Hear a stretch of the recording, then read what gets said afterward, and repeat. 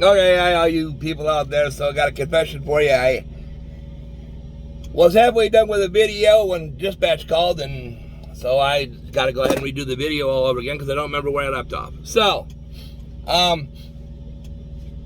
Part 395 of the Federal Motor Carrier Safety Regulations for all you truck drivers, you should know it.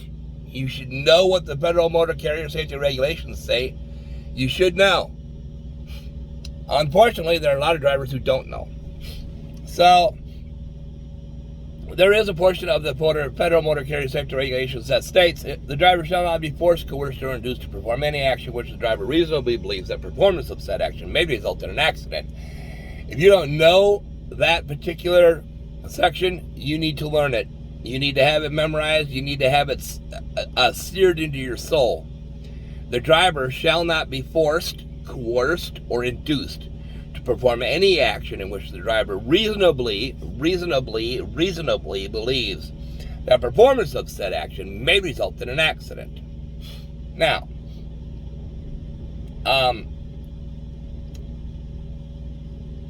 when you are driving along, or you're watching videos or whatever of a snowstorm, right?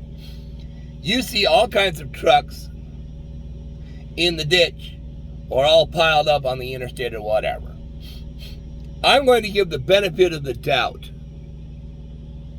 to those trucks and say that most of them are probably immigrants or do not understand Part 395 of the Federal Motor Carrier Safety Regulations because they're new people and they don't know about it, right? Old veteran drivers like me, we know it. And therefore, if you've been out on the road for 15 years or more, you don't have an excuse for piling up on the interstate or ditching it in bad weather. There's no excuse for that. You know better. Part 395 of the Federal Motor Carrier Safety Regulations, the driver shall not be forced, coerced, or induced to perform any action which the driver reasonably believes that performance of said action may result in an accident. So if it's bad outside, you don't have to drive in it. If it's snow covered and slippery, you don't have to drive in it. If it's icy outside, you don't have to drive in it.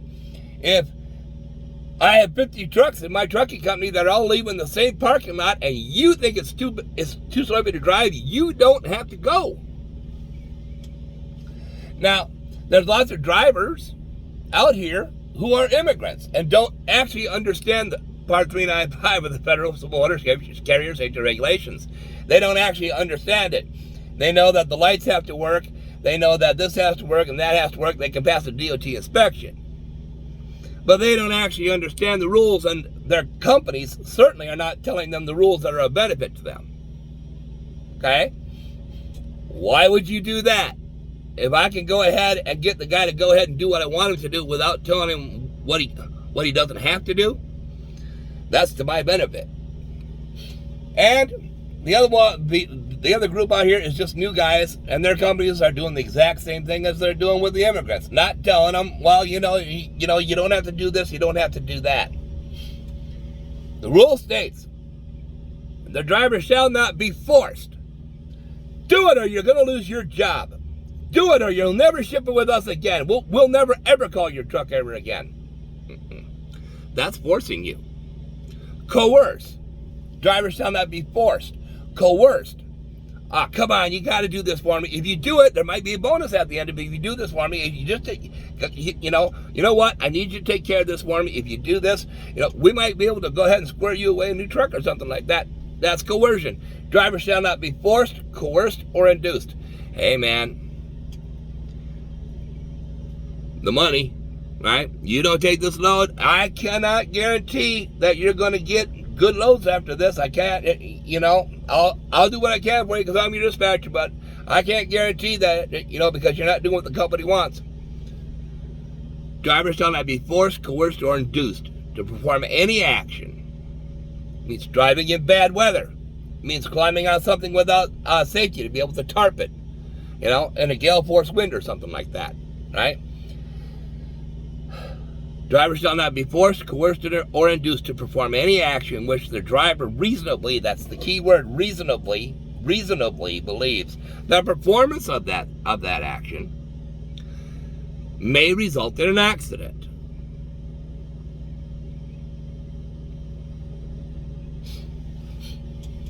So why do the shippers and receivers do that? Take advantage of that? Money. I want my product moved. I want profits. So when the immigrants get here, right, we just won't tell them. And the ones that do know about it, they don't want to even pay attention to it because, well, I got to send a remittance home. My family's counting on the money. They're counting on the money. They're counting on the money. They're counting on the money. And so they go and do it anyway. So, and the new guys, they want to make an impression on the company, and the company doesn't really care about them. If they left their job today, the company would replace it with 2 more people tomorrow. So, you're not really going to be impressing the company anyway. So here's the thing. When you are watching videos about truck accidents and bad weather, the ones you find in the ditch most often, or piled up on the interstate or whatever, and most often, are Amazon Prime, because they hire immigrant drivers, right? As long as you have your own truck and you are self-insured, that's fine. You can haul our trailers, right? Because Jeff Bezos is not a trucking company, so he doesn't care. He's a merchant, not a trucking company, so he doesn't care. He's a shipper. So that's why he puts you on a very tight timeline and tells you got to go ahead and deliver, or otherwise you're not going to be able to have your contract. That's illegal.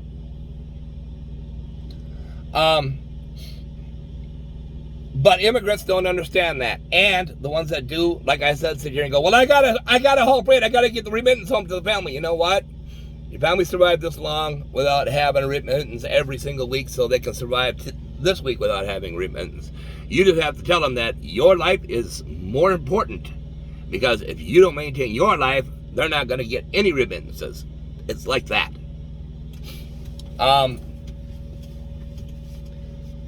And the new drivers, like I said, the companies don't tell them what they can't do, right? Well, you don't have to do this. You don't have to do that. The companies don't tell them that. They tell them do it or get out of the truck. And both groups don't even know that statute exists in the FMCSR. Both groups don't even know that there's a place where you can complain about your company doing that, right? And it will be investigated. So, if you don't know what it is, you can look it up on the internet. It's not exactly a secret. I mean, why should I do all your work for you? I mean, I am telling you about this, right? Nobody else did. I'm telling you about this. So the least you can do is do a little bit of work on your own and look up who you got to complain to. But I mean, it's like your parents always told you: if I give you the answers, how will you learn? Anyway, so that's why you see so many of them like that, because they don't know any better. Now, like I said, there are other drivers out here that have been out here for a long time, and they got no excuses. None whatsoever, because they know this. They know the regulations as well as anybody else.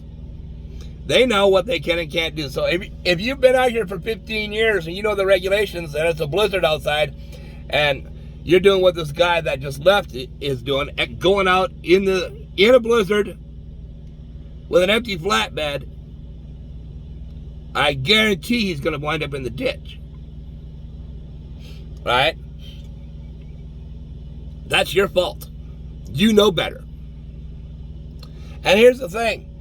Even if you don't know better, right? You're one of the people that hasn't been told about this regulation, and you go off the road or you get involved in that accident, it's your fault. They're going to give you the ticket for it. You're the one who's going to get sued for it. You know why? Because the court will say, you're a professional. You should have known better. You should have known what the rules were. I'm not even kidding you.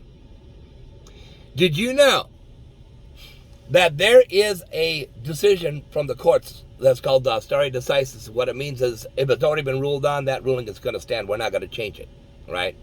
So if I come in there with a case that my best friend stole my candy bar, and he says, well, I did it because I was starving, right? And they uphold that, and they go, okay, your friend could steal your candy bar because he was starving. And then somebody else comes up with the same case. They're not going to change that ruling, okay? If you're starving, you can steal the candy bar from your friend, okay? So it's a silly example, but it's an example. So the courts have already ruled that if you're a driver, you're a professional, right? And if you're a professional, you should know everything there is about your job, including the regulations. And if you don't know that regulation, that's your fault. That you don't know that you can't drive when it's slippery outside, because you are a professional. It's your fault that you didn't know your company can't force you to drive when the weather is bad. It's your fault that you didn't know that a shipper or receiver can't make you deliver when the weather is bad. That's your fault.